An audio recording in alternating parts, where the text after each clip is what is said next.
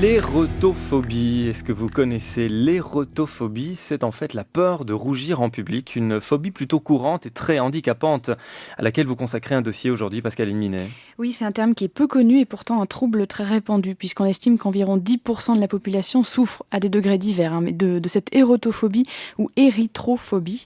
Alors vous-même, il vous est probablement déjà arrivé de piquer un phare dans une situation un petit peu embarrassante, Oui, ça arrive à tout le monde. j'imagine. Ouais. Mais pour certaines personnes, donc pour ces personnes qui souffrent d'érotophobie, ils vont rougir vraiment à la moindre remarque, à la moindre émotion, et rougir encore davantage quand on leur fait remarquer, à tel point que ça devient vraiment pour eux une hantise, et même que ça peut les handicaper dans leurs relations sociales. Alors Pascaline, vous avez recueilli le témoignage d'une jeune femme érotophobe. Oui, elle s'appelle Clarisse et elle a fondé une association donc d'érotophobes. Et voici comment ça a commencé pour elle, cette peur de rougir. Alors en fait, je suis devenue érythrophobe suite à un déménagement.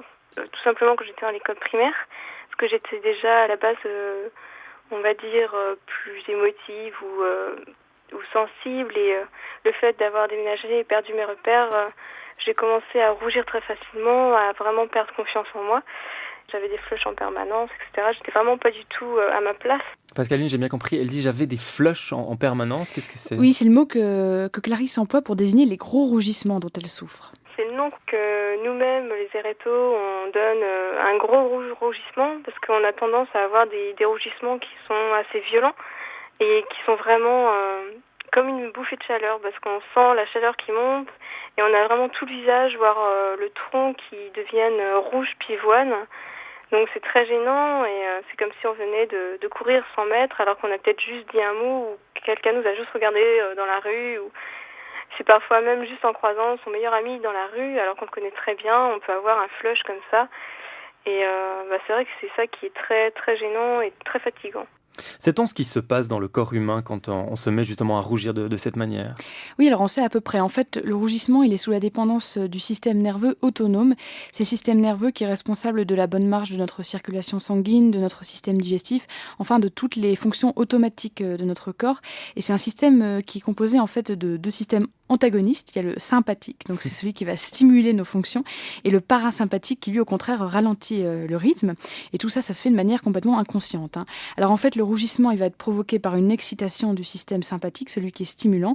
Donc ce système va s'emballer sous l'effet d'une émotion, par exemple, et en réponse, il va dilater les vaisseaux sanguins de notre visage. Et ce rougissement peut aussi s'accompagner d'autres troubles, comme une accélération du rythme cardiaque, une hypersudation ou la sécheresse de la bouche et d'autres choses encore. Mais tout ça, ça contribue vraiment à rendre ces accès de rougeur très désagréables, surtout quand ils surviennent plusieurs fois par jour. Et pour votre témoin, Clarisse, ces crises sont devenues véritablement une obsession. Effectivement, et puis à l'adolescence, son érotophobie a vraiment transformé sa vie en enfer. De toute façon, on appréhende en permanence. C'est un peu comme si on se disait toujours alors si je vais faire ça, attention, il va faire chaud, est-ce que je vais rougir à cause de ça? Là, il va y avoir plein de monde, je vais me sentir bloquée, je vais forcément rougir, j'ai pas envie d'y aller. Ou alors, je vais essayer d'aller aux toilettes, de me cacher quelques minutes pour que ça rebaisse un petit peu, que ça aille mieux. On y pense sans arrêt, on a tout le temps peur que ça arrive. Et plus on appréhende, plus le flush peut être terrible et moins bien on va vivre la situation. Dans la période où où j'en ai vraiment le plus souffert, j'avais limite peur de sortir de chez moi et j'évitais au maximum de sortir. C'était juste pour aller faire des courses et une fois je suis même allée dehors. Il y avait quelques jeunes personnes, des jeunes hommes qui avaient tendance un peu à être trop familiers et je me suis mise à rougir pour rien. Un peu plus loin je me suis mise à pleurer, je suis rentrée chez moi alors que j'avais fait 100 mètres dans la rue. Donc c'est vraiment, ça peut vraiment aller loin ça peut vraiment bloquer au niveau social. De façon très handicapante. Bonjour Dominique Page. Bonjour. Vous êtes psychologue à l'hôpital de Prangin dans le canton de Vaud. Vous prenez parfois en charge des personnes comme Clarisse qui souffrent d'érotophobie. Qui sont finalement les personnes concernées? L'érotophobie est à comprendre comme étant, comme l'a dit Clarisse, une phobie de la peur de rougir. Souvent, c'est un symptôme qui est associé à ce qu'on appelle, nous, en termes techniques, la phobie sociale. C'est-à-dire des personnes qui craignent de manière extrêmement intense un regard négatif de la part d'autrui. Donc, Pascaline parlait tout à l'heure de 10% vous avez à peu près ces mêmes chiffres? Alors écoutez, on peut considérer à l'heure actuelle, dans les études qui ont été menées à ce propos, la plus récente ayant été conduite par un monsieur Lépine en 2005, que 4,7% de la population sur sa vie entière va vivre ou risque de vivre une phobie sociale, dont 2,6% d'hommes et 6,6% de femmes. Donc les femmes sont plus représentées dans cette pathologie-là. La peur de rougir, ça peut aussi, juste pour le préciser, être lié à autre chose qu'une phobie sociale. Oui, tout à fait. C'est-à-dire qu'il y a, comme vous l'avez dit très justement, la plupart d'entre nous avons déjà vécu à l'une ou l'autre reprise, voire à plusieurs reprises, les rougissements. Vous aussi, ça nous rassure. Oh bah oui, Ah, oui, voilà. oui, fréquemment. Par ailleurs, ça ne signifie pas pour autant que ce soit devenu une phobie. Et par ailleurs, les personnes qui souffrent de cette phobie de rougir n'ont pas forcément développé une phobie sociale. Donc c'est vraiment quelque chose à prendre avec beaucoup de pondération et qui est vraiment très individualisé dans ce contexte-là. Par contre, les rougissements sont fréquents chez les phobiques sociaux. Alors, la phobie sociale, c'est quoi finalement? Comment la définir? Alors, la phobie sociale, c'est une peur persistante et très intense d'être confronté à certaines situations dans lesquelles on pourrait craindre d'être jugé par autrui. Il y a deux émotions centrales dans cette peur, qui vont être bien entendu la peur et la honte. Et la personne phobique sociale va passer tout son temps à essayer d'éviter de se mettre dans une situation humiliante, embarrassante, qui la mettrait très en difficulté par rapport à ses relations sociales. Est-ce que c'est finalement aussi le reflet d'un manque de confiance en soi, tout simplement? Oui, alors de toute évidence, en tout cas ce qu'on peut dire, c'est que la phobie sociale s'accompagne d'un manque d'estime de soi, tout à fait. Est-ce que c'est pareil que la timidité finalement? Est-ce que c'est une très très grosse timidité? Alors, vous avez partiellement raison. On pourrait dire les choses comme ça. Avoir une anxiété sociale, c'est un phénomène universel. Tout le monde a vécu une anxiété sociale à un moment donné, lorsque on sait qu'on va être soumis au regard attentif d'autrui et lorsqu'on risque d'être jugé d'une manière ou d'une autre. Maintenant, tout ce qui est de l'ordre de la timidité, du trac, on pourrait les considérer comme étant des manifestations non pathologiques de cette anxiété normale, naturelle, universelle que tout un chacun connaît. La phobie sociale, par contre, c'est vraiment quelque chose qui est de l'ordre de la pathologie, de l'excès dans ce contexte-là de souffrance et d'intensité de la souffrance avec beaucoup d'évitement, qui est quelque chose qui caractérise le phobique social. Clarisse a donné quelques exemples, justement les situations qui mettent le plus en danger ces personnes qui souffrent de phobie sociale, ça pourrait être lesquelles? Alors, vous pouvez avoir des phobiques sociaux qui vont souffrir d'une ou de deux situations. Par exemple, prendre la parole en public uniquement, ou prendre la parole en public et manger en public, et rougir en public, et transpirer, et manifester des sensations physiologiques anxieuses. Alors voilà, ça peut être des choses qui peuvent être caractéristiques du phobique social. Pour d'autres, la situation va être encore plus importante lorsque la phobie sociale est généralisée. Toute situation dans laquelle la personne peut être soumise, qu'il s'agisse d'un proche, de quelqu'un d'inconnu, qui peut être soumise à la critique, va conduire à cette anxiété, va être vécue comme étant quelque chose de vraiment très très douloureux, très pénible, avec des manifestations anxieuses très importantes, pouvant parfois atteindre l'attaque de panique. Oui, et donc ça devient extrêmement handicapant pour ces personnes. Elles n'osent quasiment plus sortir de chez elles. Oui, c'est extrêmement handicapant. Il y a des phobiques sociaux qui se sont retrouvés à devoir renoncer à des carrières professionnelles, qui se sont retrouvés isolés sur le plan social, sur le plan affectif. C'est vraiment une qualité de vie qui est extrêmement empiétée par la phobie sociale. Est-ce qu'il y a un âge pour la phobie sociale et pour la peur de rougir? Là, on voit que Clarisse, elle a eu ça surtout à l'adolescence. Alors c'est tout à fait juste. C'est au moment de l'adolescence que généralement ces signaux se mettent en place, et c'est généralement au moment de l'âge adulte qu'on s'autorise à diagnostiquer ces notions de phobie sociale. Elles peuvent apparaître beaucoup plus tôt, bien évidemment, mais effectivement c'est au moment de l'adolescence que les choses semblent se mettre en place. Et est-ce que c'est quelque chose de très féminin? Vous avez l'air de dire que c'était plus féminin? Alors, il semblerait effectivement, au niveau des études qu'on a à ce jour, que les femmes soient plus représentées dans le groupe des phobiques sociaux que les hommes. Pascaline, aujourd'hui, Clarisse, elle a grandi, elle va mieux. Oui, Clarisse qui avait dû arrêter ses études à l'adolescence tellement elle souffrait de son érotophobie. Aujourd'hui, elle est âgée de 24 ans et elle est parvenue à passer au-delà de ses difficultés, enfin en tout cas en partie. Elle a même fait une formation dans un domaine qui l'intéresse et pour tout ça, elle a dû faire vraiment un grand travail psychologique. Ça va beaucoup mieux et je suis très contente d'avoir réussi à bien évoluer sur ce terrain. Je rougis beaucoup moins, c'est très rare.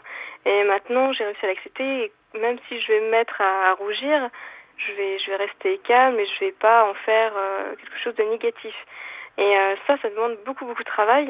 Et donc moi, personnellement, j'ai voulu éviter tout ce qui était médicaments ou opérations, etc. Donc j'ai voulu utiliser la manière la plus naturelle possible, c'est travailler sur moi d'abord, changer ma façon de penser, les mauvaises pensées réflexes qu'on a d'appréhender, ils vont penser ça ici, non, les gens ils ont autre chose à faire que penser à moi. Enfin, si je rougis, je dis que j'ai chaud, et puis eux de toute façon ils passent à autre chose, ils sont pas focalisés là-dessus comme moi je pouvais l'être. Donc c'était beaucoup de travail. À côté de ça, je m'aidais en faisant de la relaxation, c'est travailler aussi la méditation, etc. pour éviter de trop stresser, trop angoisser, parce qu'on est tout le temps dans un état d'anxiété. Et grâce à ça, j'ai réussi à bien avancer quand même. Et je suis d'ailleurs très contente maintenant de pouvoir dire que je ne suis plus hérétophobe, mais que je souffre de phobie sociale dans certaines situations. Ouais, donc elle a fait un sacré bout de chemin. Oui, félicitations. On le comprend chez Clarisse. Dominique Page, je rappelle que vous êtes psychologue à l'hôpital de Prangin. Quel type de prise en charge proposez-vous justement aux patients qui souffrent de phobie sociale ? Alors, il y a deux types de prise en charge qui ont été soumis à des recherches et qui donc ont manifesté leur validité. D'une part, il y a toute la prise en charge médicamenteuse. Clarisse a renoncé à cette prise en charge et je l'en félicite, mais c'est vrai que ça peut être extrêmement utile de passer par un outil médicamenteux pour aider la personne qui souffre de phobie sociale à pouvoir à nouveau se confronter à ces situations-là. C'est quel type de médicament ?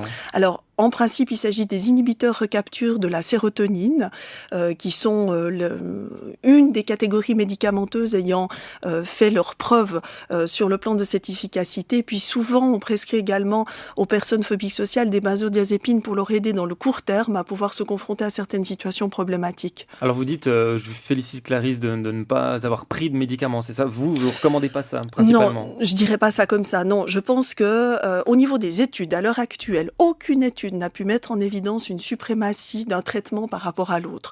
Je crois qu'il faut être bien conscient de ça. Il faut être conscient que la souffrance dans laquelle sont les phobiques sociaux et les personnes qui souffrent de cette peur de rougir est telle qu'on ne peut pas se priver d'un outil quel qu'il soit.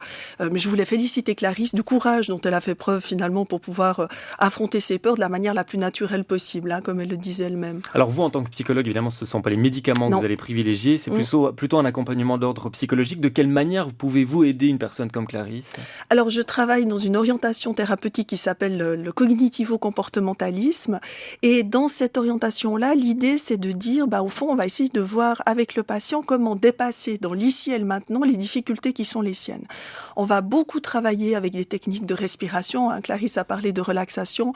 Elle a parlé aussi de méditation. Il y a des techniques que l'on appelle actuellement la mindfulness ou la pleine conscience, qui sont des moyens d'apprendre à accepter qu'au fond, rougir, c'est pas un élément forcément très agréable, mais que comme le disait Clarisse, la plupart des gens passent pas leur temps à scanner les rougissements des uns et des autres autour de soi, et que donc du coup on peut pondérer les choses et peut-être les vivre le moins désagréablement possible.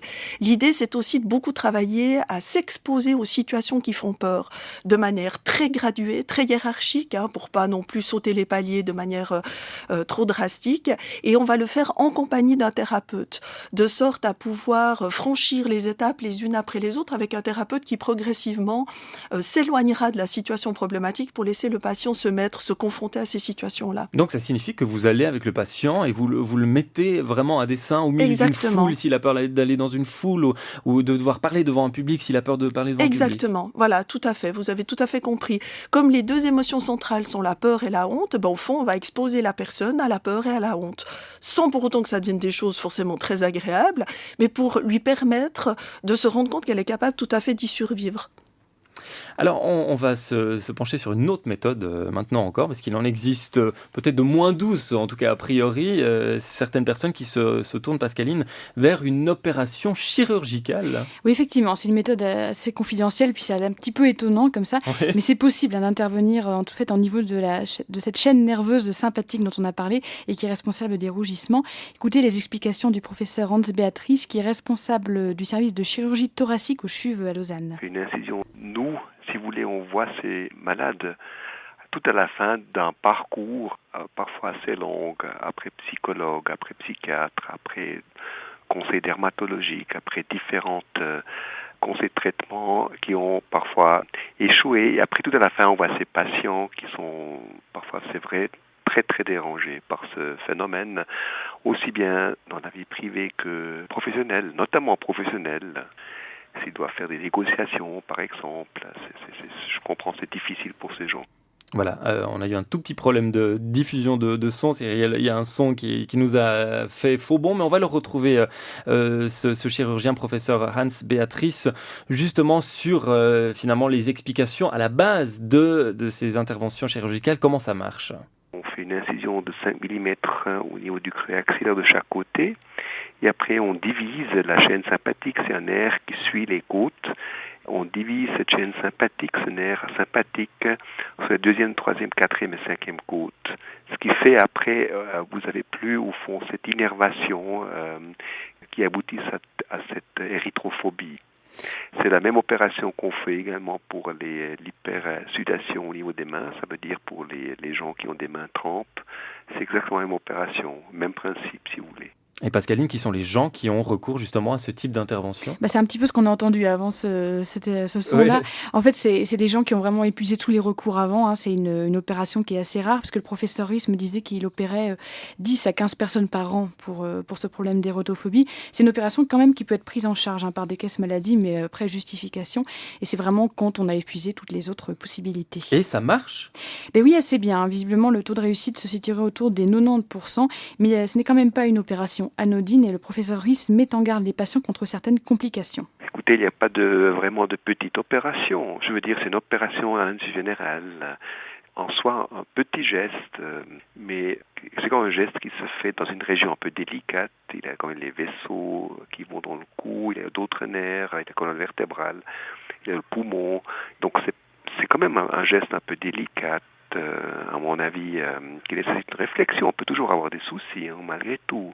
On peut avoir des complications liées à l'opération elle-même, à anesthésie, on peut avoir des infections, on peut avoir des hémorragies, ça c'est un peu lié à toute intervention chirurgicale, mais plus spécifiquement on peut avoir une paupière qui tombe un peu. C'est quelque chose qui est connu chez nous, qui est un problème, je dirais, heureusement avant tout cosmétique. Et aussi peut-être des problèmes de sudation? Alors, l'autre complication qu'on peut avoir, c'est vrai, c'est qu'on peut avoir une hypersudation compensatrice, parce que cette opération est la même pour contrôler l'hypersudation au niveau des mains. Ça veut dire qu'on va plus transpirer au niveau des mains après cette opération. En conséquence, on peut avoir après une hypersudation au niveau des membres inférieurs, au niveau du torse, ça veut dire ventre ou dos, qu'on peut observer après cette opération pour les membres supérieurs ou cette érythrophobie. Oui, alors là, il y a des sacrées grosses complications. Là, on se rend compte. On comprend peut-être pourquoi le professeur Riss n'intervient que sur 10 à 15 personnes par année, parce que vu les complications potentielles... Il faut vraiment en souffrir beaucoup. Il faut vraiment, oui, c'est ça, effectivement. C'est vraiment le tout dernier recours. Et puis, on essaie d'utiliser d'autres manières de se guérir, finalement, dont on parlait tout à l'heure avec vous, Dominique Page. Vous, qu'est-ce que vous pensez, finalement? Donc, je rappelle que vous êtes psychologue à l'hôpital de Prangin. D'une telle opération, ça peut vraiment aider les personnes qui souffrent de phobie sociale? Je crois que tout a été dit, c'est-à-dire que si la phobie sociale, si la peur du rougissement, je crois qu'il faut être clair, l'opération n'enlève pas la phobie sociale, elle enlève le réflexe physiologique de rougissement. Si cette peur du rougissement est tellement invalidante et que tout a été essayé par ailleurs, alors oui, pourquoi pas imaginer ce soulagement-là. Mais je crois que tout a été dit. C'est une opération qui est tout sauf anodine, donc elle ne peut pas être prise à la légère. Et je pense en tout cas pas en toute première intention des prises en charge, puisqu'il y a d'autres prises en charge relativement efficaces. On arrive par exemple avec les techniques cognitives et comportementales à 60 à 70% d'amélioration clinique significative après un traitement d'en moyenne une année. Ce qui est quand même énorme. Ouais. Il y a vraiment beaucoup d'espoir. Le pronostic est vraiment pas catastrophique du tout. Donc ça veut dire que pour les personnes qui nous écouteraient ce matin et qui se reconnaîtraient finalement, et qui se reconnaîtraient érotophobes, le conseil c'est de s'adresser finalement à un psychologue pour commencer. En tout cas à quelqu'un qui connaisse la problématique du trouble anxieux, de la phobie sociale, de vérifier que cette érotophobie soit pas inscrite dans une phobie sociale, et effectivement de se donner les moyens. Ça vaut la peine de tenter sa chance et puis de se donner les moyens d'essayer de se débarrasser de cette problématique. L'érotophobie ou la peur de rougir en public, je sais Pascaline que lorsque vous avez émis le souhait d'y consacrer un sujet, vous vous étiez dit on va faire un petit sujet assez court, on va décrire rapidement les causes et les symptômes de cette maladie, et puis finalement on se rend compte ce matin qu'elle est bien plus handicapante qu'on aurait pu l'imaginer. Et c'est pour ça qu'on a décidé d'en faire un long sujet. Merci Pascaline, et puis surtout merci à vous Dominique Page. Merci de m'avoir accueilli. Davantage d'informations sur ce sujet sont à trouver sur notre page internet onenparle.rsr.ch. Vous allez retourner dans la foule. Tout va bien. Tout va bien. Tout va bien de votre côté. Très bien, on vous félicite. Et puis, on vous remercie encore une fois de nous avoir rejoints ce matin. Radio Suisse Romande, la première, on en parle sur rsr.ch.